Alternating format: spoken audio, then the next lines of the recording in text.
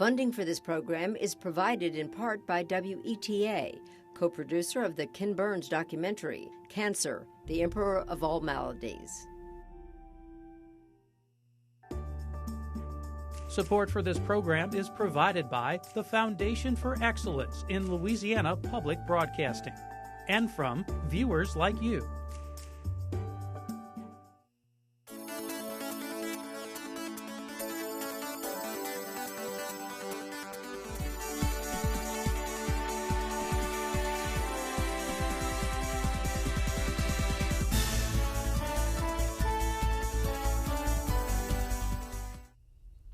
Hello and welcome to Louisiana Public Square. I'm Beth Courtney, president of LPB. Good evening, I'm Donna Britt, news anchor for WAFB. And tonight, we confront a subject that touches many people's lives in Louisiana, is cancer. It's estimated that over their lifetime, 1 in 3 women and 1 in 2 men face the possibility of developing cancer. And for me, I've already faced that risk. I am now a breast cancer survivor, 6 years cancer-free. Well, this topic is personal for me as well. I'm 4 years out. And you know, the difference in that short period of time when you had your treatment and I had mine, so many things changed. And I think that's what's happening with treatment today. So much change. And over the next hour, you'll hear from other Louisiana residents living with cancer who will share their stories. Then medical experts on the front lines of treatment and research will join the conversation. We'll explore how common cancer is in our state, why rates for some cancers are so much higher here, and the latest methods being used to combat cancer in Louisiana. Here's a preview.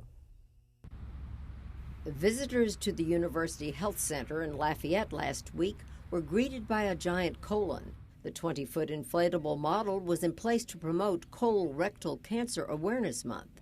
Residents walking through the display got an up-close look at some of the cancer risks to this vital organ. The exhibit's appearance in the Acadian region was significant. When I first got to Tulane about 5 or 6 years ago, we were seeing a lot of patients with French last names with colorectal cancer. And that kind of raised antenna for me.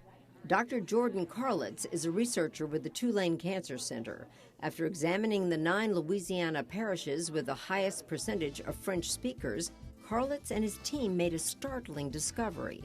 In this 9-parish region, the rates were 13% higher. In the white population, the rates were 13% higher than the rest of Louisiana and 23% higher than the United States. And then in white males, the rates were 19% higher than Louisiana and 37% higher than the United States. So we're talking about significantly high rates. In 2014, the legislature established the Louisiana Colorectal Cancer Roundtable. Their goal, increasing the state's screening rate for this easily preventable disease. According to the American Cancer Society, it's felt that of the 50,000 people per year throughout the United States that die from colorectal cancer, more than half of those people could have been saved if the screening rates were optimized. Colorectal cancer is the 4th most common cancer in Louisiana, behind prostate, lung, and breast cancer. Non-Hodgkin's lymphoma comes in 5th.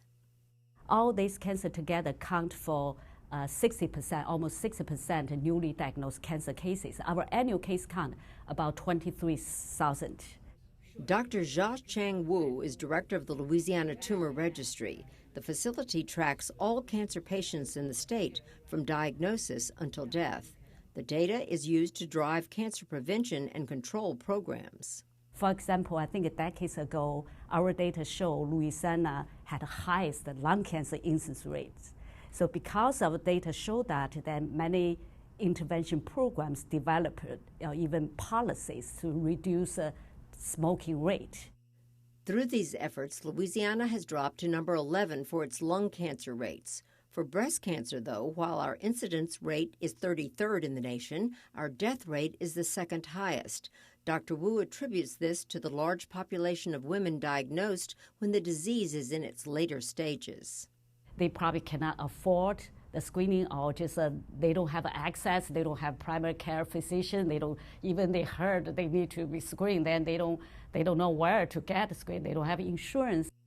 Through the Louisiana Early Breast and Cervical Cancer Screening Program, low-income women can now access free screenings across the state, and all insurance policies sold through the Affordable Care Act marketplace must cover mammograms. Dr. Karen DeSalvo is the Acting Assistant Secretary for the U.S. Department of Health and Human Services. The word's gotten out. People now have the coverage. People need to know that that coverage gets them access to preventive services, screenings for cancers, and that they should get linked into care, that they should begin to learn how to use it, especially if they're new to insurance. Medical oncologist Michael Castine says combating cancer in Louisiana basically involves 3 weapons. The big 3 treatments that we often think about that are employed are surgery, radiation, and chemotherapy. Advances in surgery have reduced recovery time, Dr. Castine says, while advances in radiation techniques target cancer cells more precisely. The Willis-Knighton Cancer Center in Shreveport uses pencil beam protons to zap tumors while protecting nearby healthy tissue. Advances in chemotherapy, Castine says, have been in the chemicals used.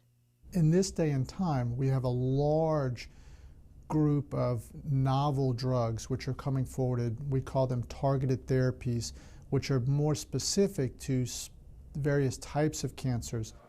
Dr. Paul Sylvester with the University of Louisiana at Monroe is researching an element in vitamin E that targets skin, breast, and prostate cancers while reducing the amount of chemo needed. When you combine tocotrienols with other traditional types of chemotherapy, you get a synergistic effect. They complement each other. And the beauty of that is you can lower the dose for treating and still get even a better response. But by lowering the dose, you avoid that high-dose toxicity that's associated with a lot of types of cancer chemotherapies. When traditional cancer treatments don't work, many patients leave Louisiana for care at a National Cancer Institute, or NCI, designated facility like MD Anderson. The majority of the experimental therapies lie within these designated cancer centers because the NCI provides access to unique funding opportunities, to unique clinical trials, to unique research programs that other places do not have access to. Dr. Augusto Ochoa is co-director of the Louisiana Cancer Research Center, a consortium of LSU, Tulane, Xavier, and Ochsner. The center was established by the legislature in 2002 with the goal of achieving NCI designation. As part of that process, the state is conducting cutting-edge cancer research, including specialized cancer therapy, where treatment among patients for the same cancer is personalized based on an individual's DNA profile. Immunotherapy, which bolsters the body's own immune system to combat cancer, and engineering viruses like herpes to enter tumor cells and kill them. Dr. Ochoa says while he is optimistic about the NCI designation, the process is lengthy. The immediate future for combating cancer in Louisiana, Ochoa believes, lies with prevention and early detection. There is no question in anybody's mind that the sooner you catch a cancer, even in its pre-malignant stages, the better off the result is for the treatment of the patient. Joining us to explore cancer in Louisiana is our studio audience, and it includes several clients of Cancer Services of Baton Rouge, a cancer researcher, a public health representative. We're pleased to have 2 members of the Legislative Youth Advisory Council. One's from Alexandria and the other's from Gonzales. So thank you, everyone, for joining us. I can give you a big hand. All right, LSU's Public Policy Research Lab surveyed some Louisiana citizens on tonight's topic, and so we want to look at some of those responses. Asked if they or someone close to them had been affected by cancer, more than 3/4 of all respondents, that's 84%, said yes. Only 16% had not. Now, for those who were diagnosed with cancer, 74% of them received their treatment in Louisiana. 20% went to another state to receive care. 6% didn't receive any treatment. 54% of those surveyed think most resources in the fight against cancer should be spent on finding a cure. 40% favor making treatment options more affordable, and 4% say focus should be raising awareness about prevention measures. And when asked the primary factor contributing to Louisiana's cancer rate, the top answer from people was environmental factors, given by 40% of those surveyed. 30% of the respondents said lifestyle factors, things like poor diet and lack of exercise, and then generational factors and limited access to health care were each chosen with 9% of the respondents. Tobacco use was the choice of 8%, and 4% were unsure what the major primary reason was. So let's start right there. Why do you think some of our cancer rates are so high? Does anyone want to volunteer to talk first? I believe that it's a good bit of it is where we live, as evidenced by what they were saying on the piece right before. I think a lot of it is just not realizing that you have access to screenings, and then not a lack of access to treatment, or people feeling like they don't have access to treatment. Mm-hmm. Now, the inability to get treatment, do you think we have that in towns where we live? People who need treatment for cancer and don't know how to get the treatment. In Alexandria, in Gonzales, in New Orleans. I think that maybe some people just aren't educated necessarily on how they can get treatments or ways that they can get it affordably. And so maybe almost improving on that aspect of education for the treatments of these things, or even the prevention, like mammograms and colonoscopies. Anybody else on that? I think there's wonderful treatment available in Baton Rouge, and I do agree that I think it's really a matter of the education. There, in addition to, we have a number of wonderful hospitals and cancer centers right here in Baton Rouge. I think sometimes people's resistance to want to go forward or to know where they need to go, and just that shock and scare when you're diagnosed with cancer. I don't know about you, but I've heard a lot of people say they went to MD Anderson to get treated. Have you heard of people that have left the state to go? All right. Yes, but I don't think it's necessary. Ochsner, as an example, has a record with treatment for all kinds of cancers, as well as transplant of organs, as good as MD Anderson. Not as publicized, but just as good. Yes. I think that we see a lot in cancer services clients who go to MD Anderson for a second opinion, but then they end up coming back here for their treatment because they've discovered that there's not going to be a difference in what the type of treatment they would be receiving. Well, I know there are children who need to go to St. Jude, and it's in Memphis, Tennessee. It's far from here, and I see the duress it puts on the family trying to live between two states. And so when you are able to treat here, that's pretty good, huh? And there is a St. Jude affiliate clinic at Our Lady of the Lake. So there are wonderful options here in Baton Rouge, and I think Courtney's absolutely right. People do go to MD Anderson to get a second opinion, but I think more often than not, they are encouraged to come back and be able to get their treatment with their family close and their support system close.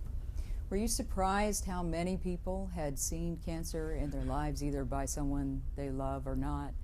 Do you know people who survived, kicked butt, and moved on because of the treatments that are available now in modern times?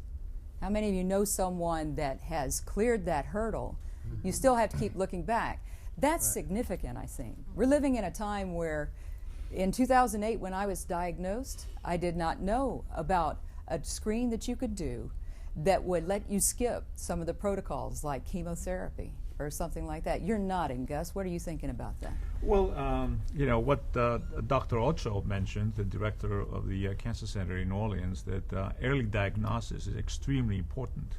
So if you really, you're checked early, you really can defend against cancer. The problem here in Louisiana is that people just delay. By the time they get checked, it's just really late. So they're in denial, maybe? Are some people worried about what their insurance company will say about asking for a screen? I think it's people just afraid to go because they don't want to know, because they can't afford it, don't know what to do about it, so they are in denial. They may have symptoms and still won't go for a screening because they're afraid of what the answer is going to be. Dwayne, what about your grandma? Well, I will share a story about my grandmother. She one day went to the doctor just to get a regular checkup. And then they told her when they found a small patch of cancer in her breast. So she was able to have the surgery, and now she's cancer-free. So I just want to stress the importance of the preventive care. And in the video earlier, that they now have screenings that are free to low-income families and women out there who need it. So I just want to make sure women of all ages go get checked, because it's never too early. What do you think about the kind of PR that we see now about cancer? I mean, we have how many ribbons that we can wear of different colors of all the different cancers? And I'm like the poster child for the pink parade, you know, breast cancer. And it gets big, and people turn out by thousands. Is there a detriment to it being on that level, or do you think that's a good level for it to be at? Public awareness is important in cancer. The more people you know about it, the better off they are diagnosing their own problems. Whenever you see all these thousands of people supporting causes like Susan G. Komen and that kind of thing, people that are in denial, they realize there is a support system even if it's not their family. They see it in the public, and they're almost encouraged to go out and make sure they get that treatment or that diagnosis. Let's key in on Tanya's field right here. And that is, Tanya, tell everyone whom you are representing here. Okay, I'm the Associate Director with the Louisiana Campaign for Tobacco-Free Living. We are a nonprofit statewide organization, and our focus is on tobacco prevention. And one of our main goals is focusing on policy to actually eliminate secondhand smoke from indoor places and create policies that will create, again, the healthier environments for people, such as workplaces. In Louisiana, we still have one of the highest smoking rates, and we have low quit attempts. So with our organization and some other partners, we also oversee the Louisiana Tobacco Quit Line, so those who are interested in smoking. We are seeing our numbers decrease very slowly, but one of the things about Louisiana, we still do not have comprehensive indoor policies. We have one of the lowest tobacco tax rates in the country. So those are all contributing factors as to why we see so many people still smoking, and we want to make sure that people are educated about the dangers of tobacco use. Overall, don't you think, though, that people are not smoking as much? You disagree. Tell me.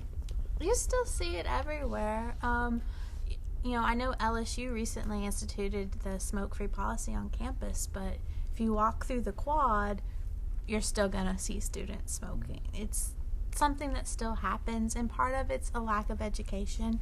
Part of it's just that once you start, it's really hard to stop. And I know TFL has some amazing programs to stop the students from ever starting smoking, and I think that's a really great activity that they're doing. Well, then you look at the rates of lung cancer in Louisiana and compare that to our smoking prevalence, so we understand why there's such a higher rate of death and disease associated with it. So even with people that don't smoke, again, people who are working in environments such as bars and such as gaming facilities that are exposed to secondhand smoke during an 8-hour shift. And compare that to people who work in regular non-smoking environments, and then we see people that don't smoke ending up with different types of lung cancer, cardiovascular diseases, which is also one of the higher issues and problems in our state. We have a great panel. I'm going to have to wrap up this part right here, but one of our panelists led research on the secondhand smoke. I mean, it's just awesome. So we're going to return. When we return, we're going to be joined by that panel to further explore cancer in Louisiana.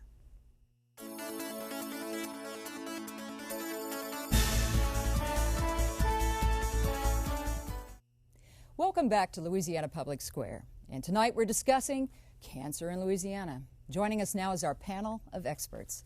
Dr. Louis Barfield is a surgeon who primarily treats cancer of the colon and rectum. Dr. Barfield has served as chair of Mary Bird Perkins, Our Lady of the Lake Cancer Center's colorectal cancer care team since its inception in 2008. Also, Dr. Elizabeth Fontham is founding dean of the LSU School of Public Health, a professor of epidemiology and pathology, a member of the Louisiana Cancer Research Consortium. Dr. Fontham's early lung cancer research led to the classification of secondhand smoke as a carcinogen. Dr. Gerald Militello is a medical oncologist, and he treats patients at the Hematology Oncology Clinic in Baton Rouge. Dr. Militello also serves as medical director of the regionally recognized Pennington Cancer Center of the Baton Rouge General Medical Center. And Dr. Glenn Mills is director of the Feist-Weiler Cancer Center in Shreveport. Dr. Mills started the facility's first bone marrow transplant service and the Human Tumor Genomics Lab. In 2014, just last year, he founded the Lung Cancer Screening Program, one of the first in the state. So we have an awesome panel. Before we go to our audience for questions, I'd first like to ask each member of the panel, briefly from your perspective, are we winning the battle against cancer in Louisiana? Can we just start on your end, Dr. Barfield? Well, I think we made some improvements. You know, our screening rates for colorectal cancer, at least, are still low compared to other parts of the nation, but 62%, there has been an improvement over the last several years. You know, our goal would be to be at 80% by 2018, but Louisiana has been gaining ground from that standpoint. So I think we are making improvements. Dr. Fonson? Yes, we've seen large decreases in all cancers across the country. In Louisiana, we have not been so fortunate with all of our death rates. Lung cancer remains a big problem in both men and women with high death rates. And I believe mentioned earlier this evening, the breast cancer rates. Our risk of getting breast cancer is no higher in Louisiana, but our risk for women dying of breast cancer is. And that's where early detection and the best possible treatment comes into play, and we need to do a better job of that. Dr. Militello? Yes, I do think we're making progress, but we still have quite a ways to go. Early detection is the biggest problem we're facing, and so many people are coming in with stage 4 cancers. People not knowing where you can go to be screened, and I think that's our biggest problem. Our rates, it's very interesting. We don't have as higher rates as some parts of the country, although we have a bad name. It's later diagnosis, and it's not the higher rates, it's the later diagnosis and the lack of treatment. Patients we still see well-educated people showing up with stage 4 breast cancer, which is truly amazing. And this year, in this day and time, to have someone come in with a stage 4 breast cancer. So it's total lack of education. It's amazing. All right, Dr. Mills? Well, yes, we have made progress, but unfortunately, I guess our companion states around us have made more progress. So we still are at the very bottom in many categories in cancer survival. We've got to make a push in our state to detect cancer earlier, when it can be curable, and not get these patients with such late-stage disease when we can help them live longer, but unfortunately we cannot cure most of them. You've worked some with people in Mississippi. Is Mississippi better than our act is here? I guess I am from Mississippi originally. Last place I thought I'd be was Louisiana when I, LSU when I'm an Ole Miss graduate. But yes, they're a little better perhaps, but still Mississippi has a long way to go as well. Mm-hmm. Poverty is just as rampant in Mississippi as it is in Louisiana, which is one of the roots of our problem. I want to pose a question from our audience. This is from Luz Barona, an LSU retiree, right on the back over there. What is the incidence of sarcoma among cancer victims in Louisiana? Would anyone like to speak to that one? No. Okay. It's fairly low. I'd say it's in the 15 to 20% range. It's not a high number. The problem is we don't have early detection, and treating it with surgery is still the most curative treatment for it. We don't have a large number of drugs that will cure it. You can palliate people, but it's rare to get a complete response. So incidence isn't that high, but it's still fairly serious. Is there anything else you wanted to ask about that, Ms. Luz? I was just curious because 45 years ago I did get a sarcoma in my leg, and I was treated at the MD Anderson successfully. And for 45 years I was a cancer survivor. That's great. Wonderful. Thank you. Wonderful. All right, I wanted to point out, Dr. Barfield, if you would, is one of the reasons that you are in colorectal because of it being so personal for you? Well, actually, I been in practice for over 10 years, but I think what you're alluding to is my own sister developed colon cancer, but well after I was in practice, and she wasn't treated here. But definitely colorectal cancer is something that is very personal to me. My sister was diagnosed with an rather advanced colorectal cancer at age 48, and she fought a long, valiant battle. She underwent multiple surgeries, chemotherapy, even experimental treatments in Europe, and here as well, and really. She did as well as she could. She fought it as well as anyone could, but she passed away at age 52 2 years ago. So, colorectal cancer is really the main disease process I treat as a colorectal surgeon. But, my own sister told me in conversations before she passed away that she really hoped that her experience could help others, because she was diagnosed before normal screening age. Normal screening age is 50. She was 48. In retrospect, she had some significant symptoms, but, she could have had a colonoscopy probably years earlier. Maybe this cancer could have been caught sooner based on her symptoms, but, I don't want to monopolize the time, but the symptoms she was having, change in bowel habits, constipation, very common for young women. And so people are, you say women, what about men? But very common for men too, but in my, as far as my practice, I very often see that more commonly in women, but it can be in men too. So I think that's one of the keys from a colorectal standpoint is diagnostic evaluation needs to be performed if patients do have those changes. Change in bowel habits, bleeding, blood in stool, certain types of abdominal pain, and obviously, their family history or personal history problems that can really urge us on to want to perform screening or diagnostic colonoscopies much sooner. In her case, if she would have had a scope years earlier, maybe she'd probably still be with us now. There's no doubt about it. I think that's one of the keys. In our state, in our country, our cancer rates are decreasing in patients 50 and older as far as colon cancer is concerned. It's the younger age group, below 50, where we're seeing an increase. Mm-hmm. So these are the ones that we need to figure out who needs to be evaluated sooner. Mm-hmm.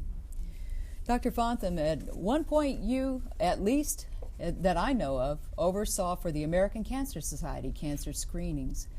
What do you think could be done to better equip everyone to get cancer screenings at the proper time? Well, I didn't oversee all cancer screenings that go on in the country for the American Cancer Society, but I am chairing the Cancer Screening Guideline Development Committee. We did the lung cancer screening guideline, published that about 3 years ago, and we're about to do a new one on breast cancer, and now we're working on a new one for colorectal cancer. What is often not known is by the public is the availability of the screening for breast and cervical cancer in low-income women in the state of Louisiana.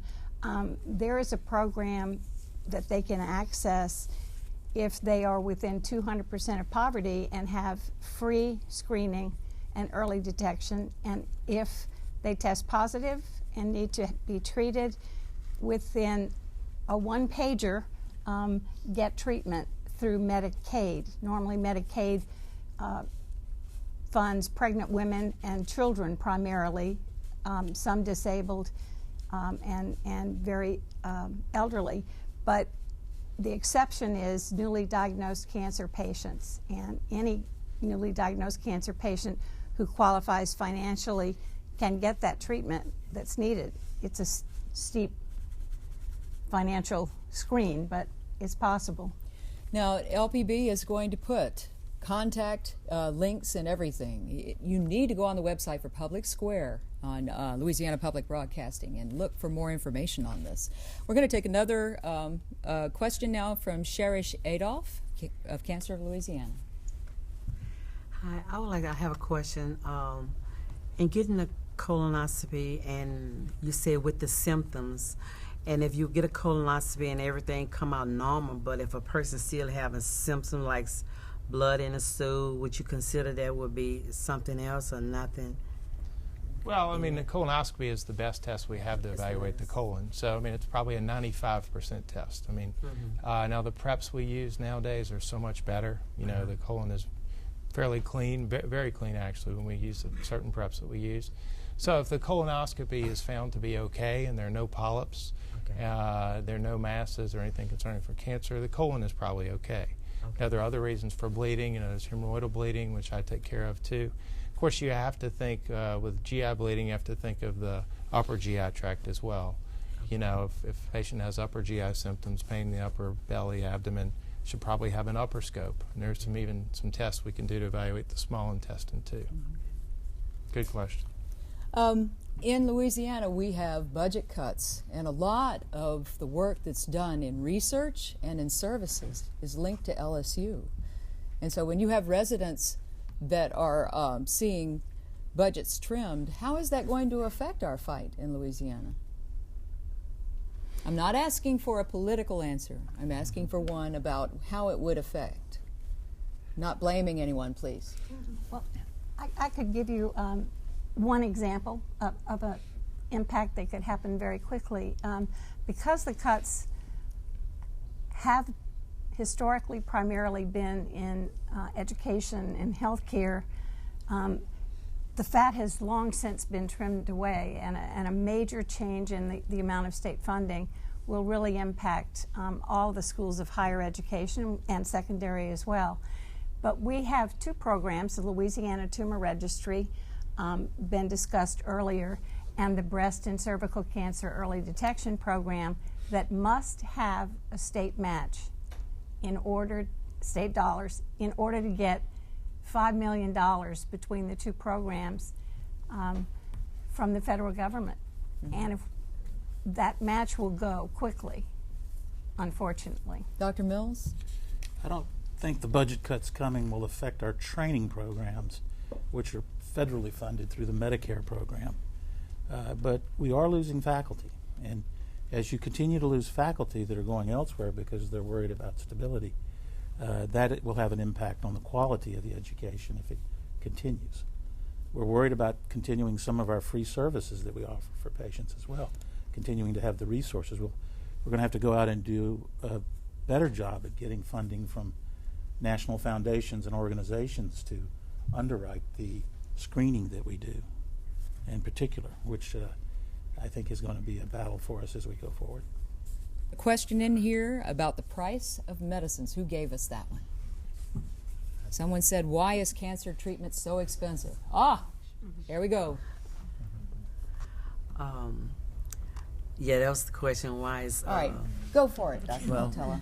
The reason the cost of cancer care is so expensive is because of the cost of the drugs. And the drugs, average drugs now, is $15,000 to $20,000 per treatment. And it's all of the new drugs coming out are just outrageous. And it's very upsetting. I mean, I think the drug companies, one drug that we've been using for 20 years that sold for $2,000 now sells for $5,000. And asking drug companies why is it that why the increase, and they said, well, all the new drugs were selling for $5,000, so we just tripled the price on it. And it's really upsetting because it's the drugs that are the drugs and the cost of X-ray working a patient up is outrageous. It's not the doctor's fees. It's not hospital charges are overwhelming, but it's mainly our drug costs. That's what's driving everything up, and I'm not sure how we're going to do. Some of the newer drugs are prohibitive. I mean, some of the treatments are $10,000 a week, and I don't know if anyone in there who can afford this, and insurance companies aren't going to pay for it. So I'm not sure where we're going to go with this. Dr. Mills, up in Shreveport, you are targeting indigent, trying to get the treatment to the poorest of the poor. Yes. What are you doing? Well, it is a major problem. Fortunately, the positive side about the companies is it's very easy to get drugs for your free care patients, for the poor. Okay. It is the prices are outlandish, as Dr. Militello said, but the companies have made it easy. We have 2 full-time social workers in our clinic whose sole job is to get services and drugs for patients. And so most of the drugs we can get for free. The company will send them to us. But it may take 2 or 3 weeks to go through the paperwork. So it does lead to delays in treatment because you can't treat the patients until you have the drug, because they couldn't afford a $20,000 drug. So you can get patients treated. It just is, it takes more time and more steps and more resources because you have to provide those social workers. Somebody's got to pay for them. They're not generating a salary that's billable. So I hear the free part. What about the middle class? Well, that was a big problem for many years in the middle class, and particularly when before the Affordable Care Act, when benefits were limited, or when people would lose their insurance, and then you had a pre-existing condition and you couldn't get new insurance. So there's many things about the Affordable Care Act, good and bad, but one of the wonderful things for cancer patients is there are no pre-existing conditions anymore. So if you can get new insurance, and if you had breast cancer, you'll still get breast cancer covered, whereas before that, you wouldn't. So that is a positive thing in the Affordable Care Act. But the only problem, too, is that patients, even though they have insurance, they have a $10,000 out-of-pocket expense, who the average person can't come up with $10,000, and then their insurance pays 50%, and that's what we're seeing. A lot of the people with new insurance, it's not insurance. And then you can't get, it's easier to get free drugs for an indigent patient with nothing. If you have a patient with just a little bit of money, it's a real chore. And we have one person that does nothing but financial assistance and trying to access programs. And there's lots of programs, but it's mainly for the people with nothing. You have the middle class are suffering. I want to bring in Gus Cusalas, your question about clinicals. Mr. Gus is Associate Vice President of LSU what? Baton Rouge. Okay.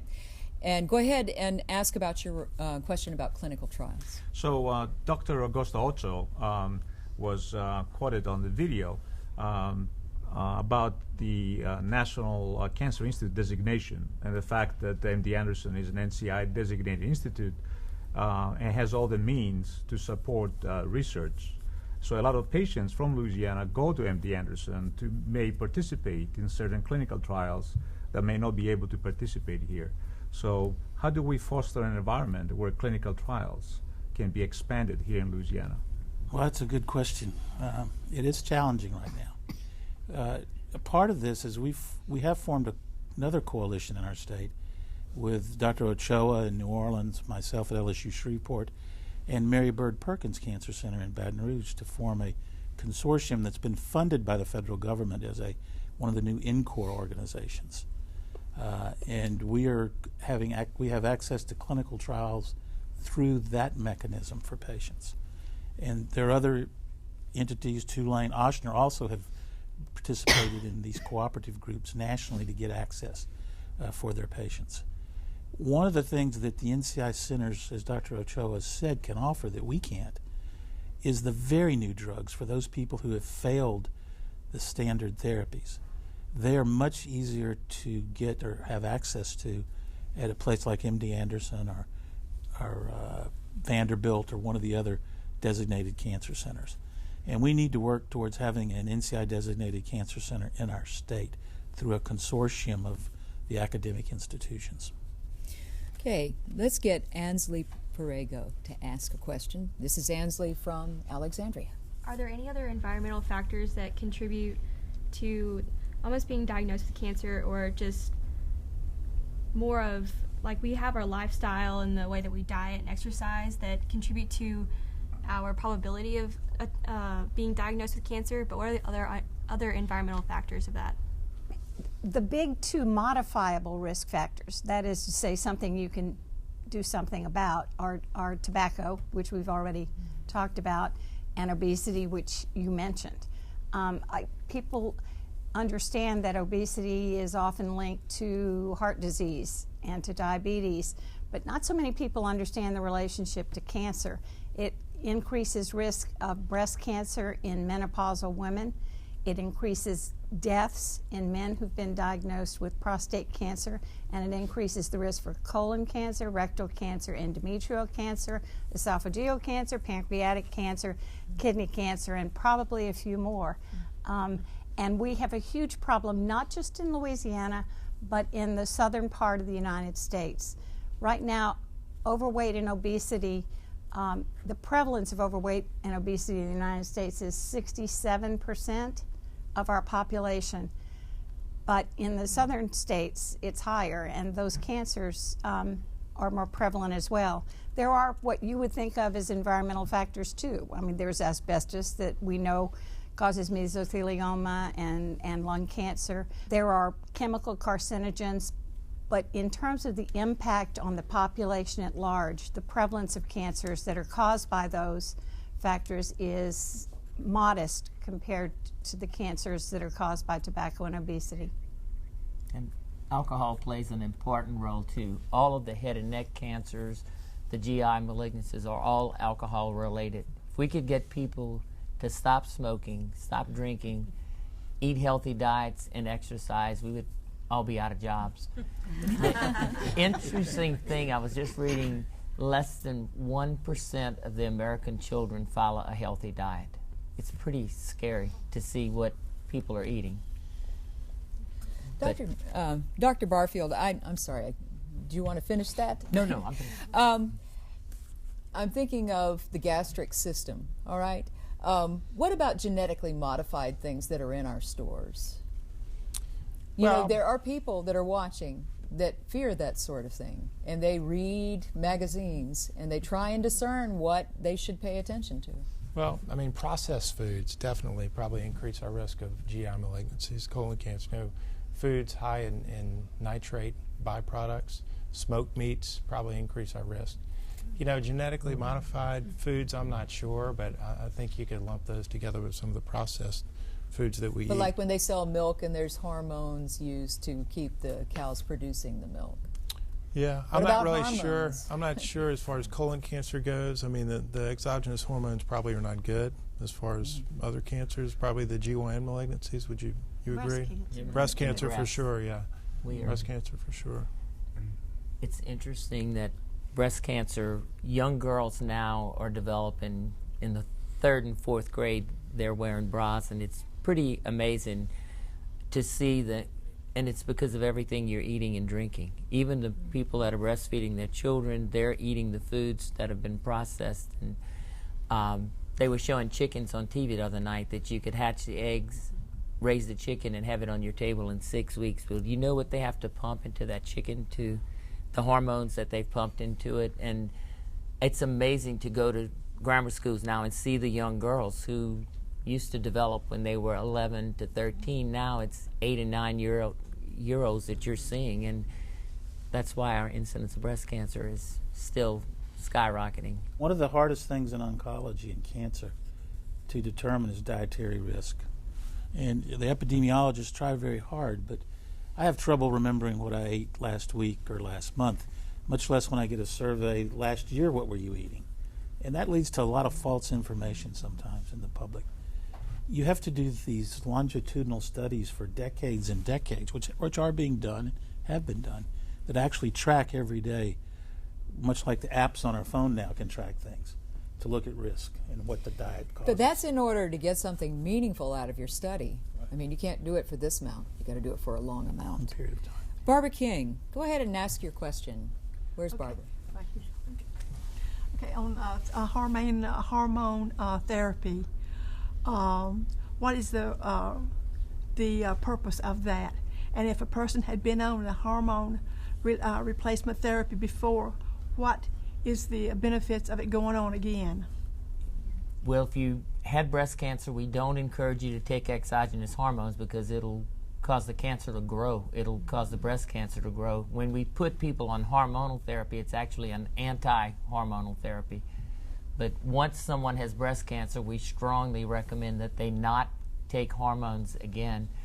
And we're try to keep everybody under 5 years with exogenous hormones to try and prevent breast cancer. And I think we're finally making headways with having people off of hormones. But we don't put anyone back on hormones who's had breast cancer. Okay. Dr. Mills, you have a boatload of great, interesting research that you're doing. And I'm wondering if you want to highlight one of them. Well, one of the, I think, the changes that's occurring in cancer care right now, and we're seeing that, is the targeted therapy that was mentioned earlier. And to find out if a targeted drug is effective, you've got to see if the targets are present in the cancer.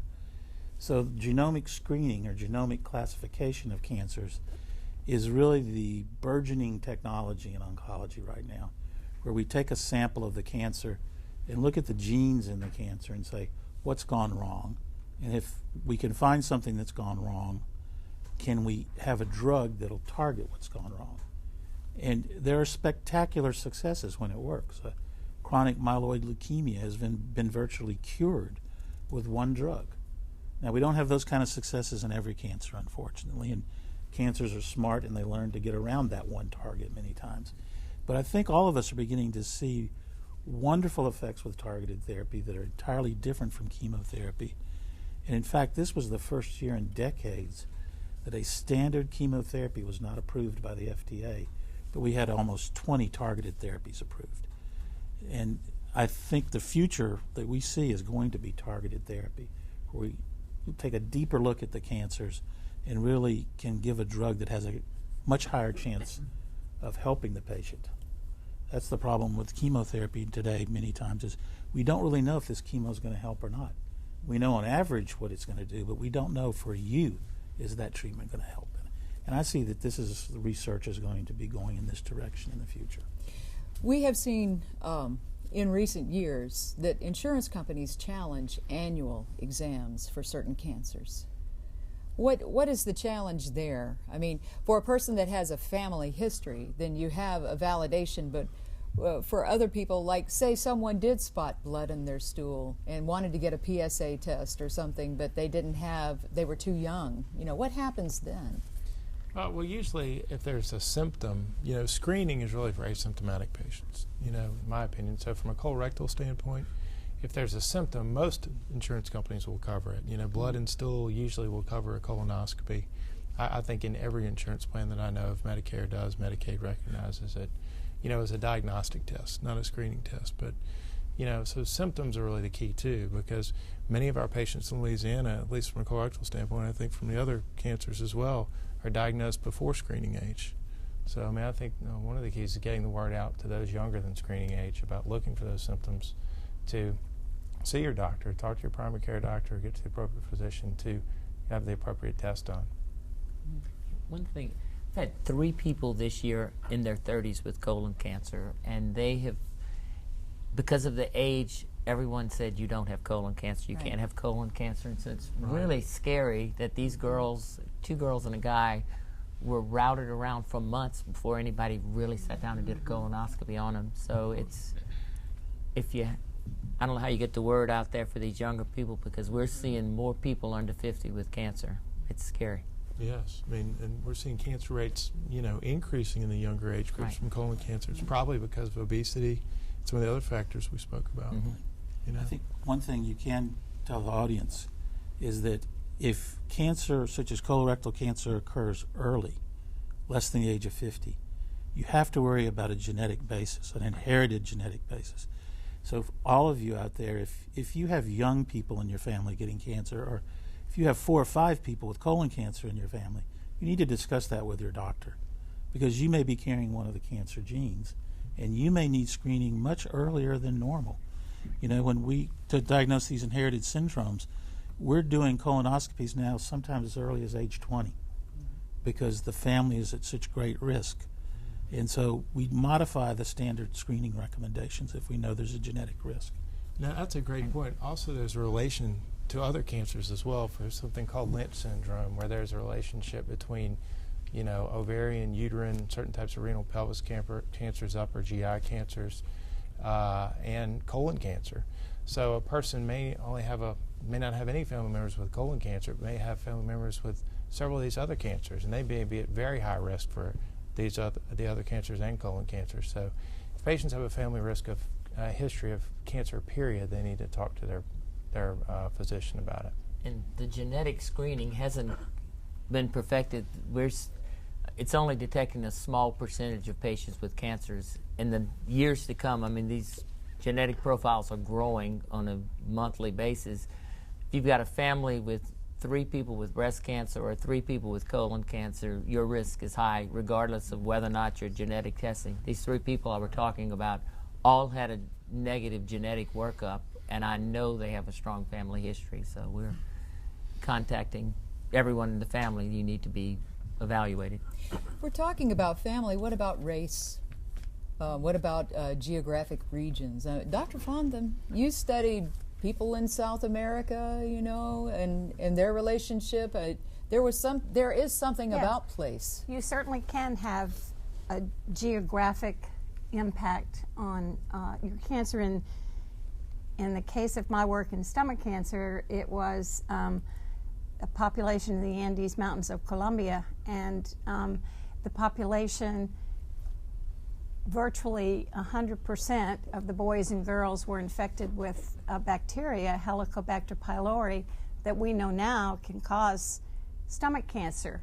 Years ago, when my boss was in medical school, the dogma was the stomach was sterile. Well, it's not sterile, and Helicobacter pylori, if it becomes chronic and it's not eradicated, is a major cause of gastric cancer, not only in Colombia but in the United States. Happily here, our opportunity to get infected is much less because we have clean water. We don't have the crowding that some of the areas do with poverty. Kids sleeping 4 and 5 in a bed. If one's infected, they're all infected. You bet. There can be geographical associations with cancer risk. That's one example. There are many others. If we chose the Cajuns and their food, would that be necessarily a promotion of cancer? Well, possibly. To do the studies that would answer that definitively would take multiple studies, large sample sizes, as Dr. Mills has pointed out, and doing some progressive work over time. We did do a study in the Acadian part of Louisiana looking at pancreatic cancer because the rates there are very high, and we found an association with Cajun ancestry, self-reported Cajun ancestry, and with high meat consumption, including some pork products and processed meats, as well as rice. And there's a lot of rice. I grew up in Crowley, and so we would have rice 2 and 3 times a day. You're saying there is such a thing as too much of a good thing. Yeah. There's always too much of a good thing.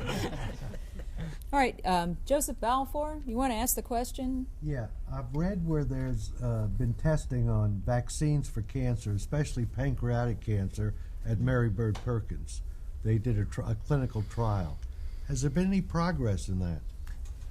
There are multiple vaccine trials going on, but I don't think we're not there yet. I think the closest vaccine, there's one in breast cancer that's looking real exciting, but we're still probably several years away from that.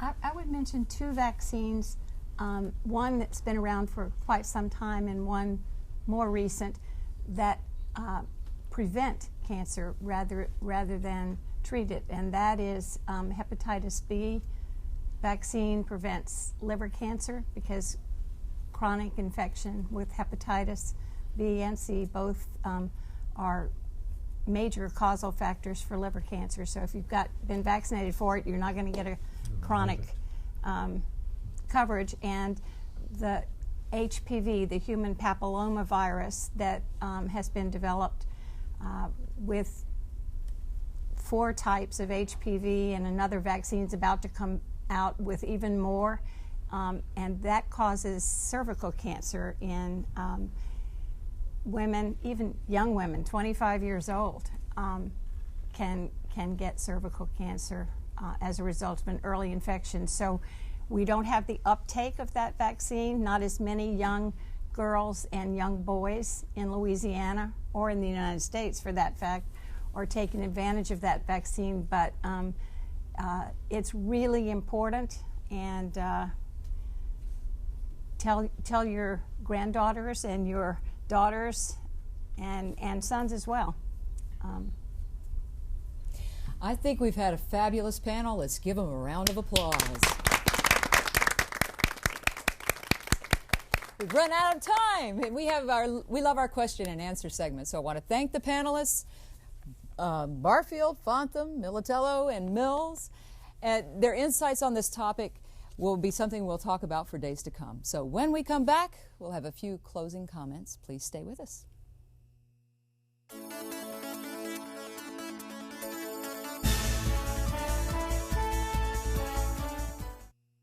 Well, Donna, a very interesting conversation, and I'd like to know a lot more about potential vaccines coming up, and the research going on here in Louisiana is extraordinary.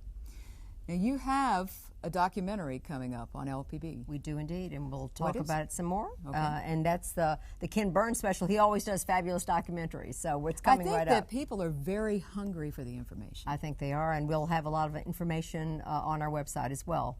Well, that's all the time we have for this edition of Louisiana Public Square. We encourage you to visit that website at lpb.org/public square. While you're there, view additional sound bites, find Louisiana Cancer Resources, and comment on tonight's show. We would love to hear from you. We also invite you to tune into the Ken Burns documentary that Donna talked about. It's called Cancer, the Emperor of All Maladies. The three-part series begins Monday, March the 30th at 8 p.m. on LPB. Visit lpb.org/cancer for more information on the show and to view Louisiana cancer survivor stories. So what help is available for Louisiana students who dropped out of school? Join us next month as Louisiana Public Square brings together former dropouts and current students who've returned to finish their education. They're back on track in Louisiana graduates. Thank you for watching. Good night. And good night, and thank you, Donna, for being part of it. My We appreciate pleasure. it. Thank you all so much.